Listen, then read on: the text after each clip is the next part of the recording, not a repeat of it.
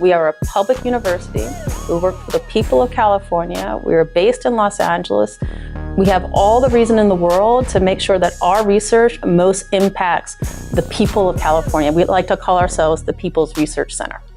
Children's Services, to Juvenile Hall, to California Youth Authority, and particularly because they are minors. I would love it if this became a model for how to do research in general, how to really work with community and center their voices and how the research is done and who it goes to. And so in that way, I think that's a goal that I hope that we can continue to strive for and accomplish, but then also to be able to make data plain and digestible to the everyday person. It became common practice to highlight which supervisor districts or city council districts or school board districts were impacted by this work, and then follow up with meetings where we hand deliver our research and findings and reports to the decision makers. And we've influenced some legislation along the way, and I think that that's something incredibly powerful that I like to keep going and building with community. But I also personally have just been so touched by working deeply with community and with the students that we're developing much closer relationships here with the students that I was never able to have before. I mean, we'd be friendly, but not like what's happening here at $1 Million Hoods. And I value that, I honor it, I appreciate it, and I don't want to lose that from my life. And so that's just the feeling of being and work together and struggle together.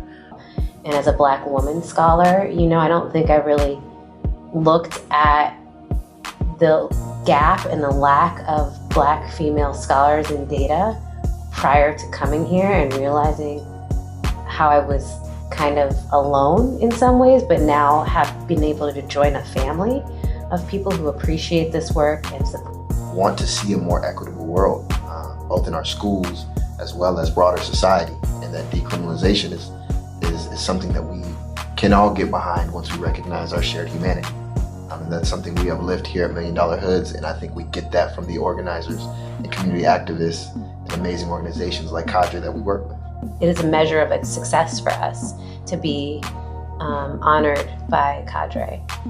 Whether we're moving from slavery to Jim Crow to the new Jim Crow mass incarceration, there's always been this moment of transition, and we must remain very vigilant at this moment of transition. That everyone's talking about decarceration, everyone's talking about diversion and alternatives, to not be lulled into believing that that necessarily means that we're heading to a better place unless we work for it. That's, for me, the call to action is to think deeply and historically about the potential of this moment, and to make sure that we're always keeping a more radical freedom dream ahead of us, and keeping our eye on the prize and moving towards that, not just what we can get right now in the short term.